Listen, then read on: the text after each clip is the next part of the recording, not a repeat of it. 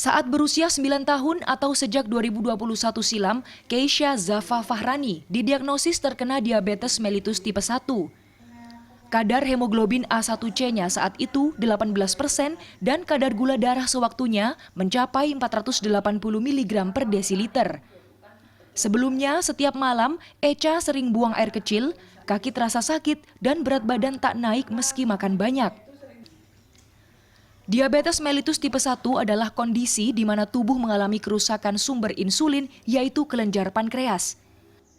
Diabetes tipe ini merupakan kelainan autoimun dan sering diderita anak-anak. Karena kekurangan insulin, seumur hidup Echa harus menyuntikkan insulin ke dalam tubuh. Setelah bangun tidur, ia menyuntikkan insulin jangka panjang, setelahnya melakukan pemeriksaan kadar gula darah. Sebelum berangkat sekolah, Echa menyuntikkan insulin jangka pendek, kemudian sarapan. Dalam sehari, Echa harus menyuntikkan 2 kali insulin jangka panjang, 3 kali insulin jangka pendek, dan 6 kali pemeriksaan kadar gula darah atau lebih sesuai kondisi.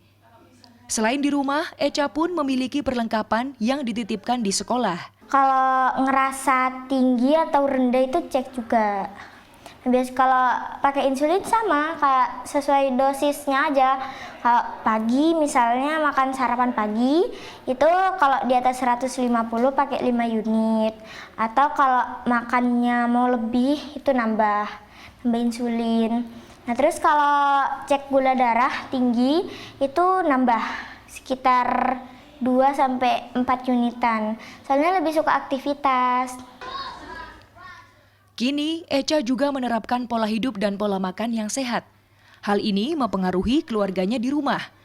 Saat berada di sekolah, Echa pun mengkampanyekan makanan sehat kepada teman-temannya. Pantangannya dia nggak boleh makan apa, dia sudah tahu. Jadi dia terdeteksi dapat 2 atau 3 bulan, dia sudah bisa mandiri. Jadi pola kesehariannya ya kita satu rumah ikut, karena memang setelah saya pikir pola kesehariannya pasien dengan DMT1 ini memang sehat. Dan di sekolahnya juga teman-temannya itu ikut, Echa bawa bekal buah, mereka juga ikut makan bekal buah. Ibu Echa yang merupakan seorang bidan pun memberikan penyuluhan dan edukasi tentang diabetes mellitus. Di setiap saya melihat di situ ada anak kecil, ya, itu mesti saya selipkan, dan saya tidak pernah malu bahwasanya DMT1 anak itu ada dan itu terjadi pada anak saya.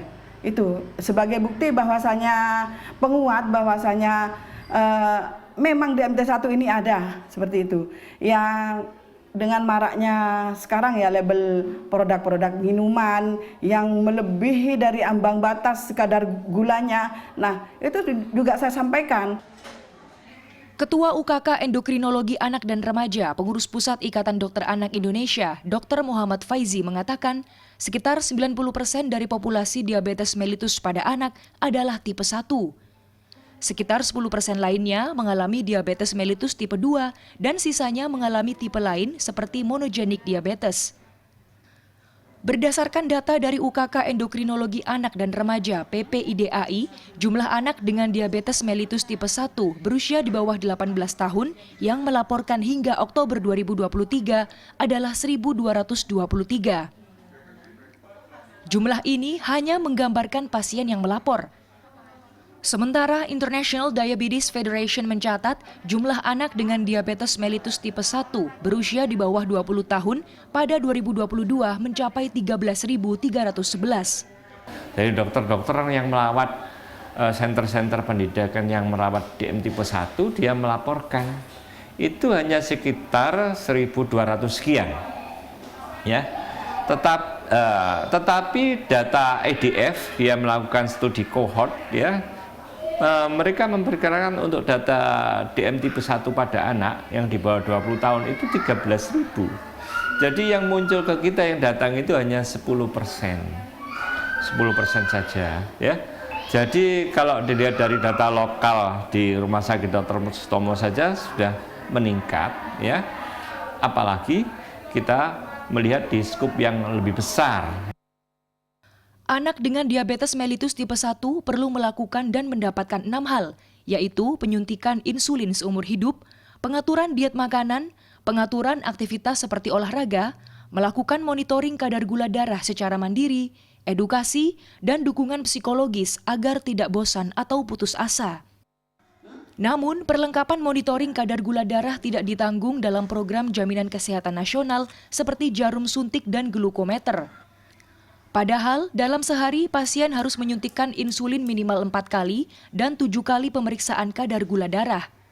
Jarum yang dipakai lebih dari 2 kali akan menyakitkan bagi anak. Ini harus diadvokasi untuk bagaimana JKN kita mengcover itu. Tidak hanya insulinnya, tetapi paket jarumnya, paket monitoring mandirinya, itu harus di-cover supaya mereka patuh untuk melakukan manajemen yang baik.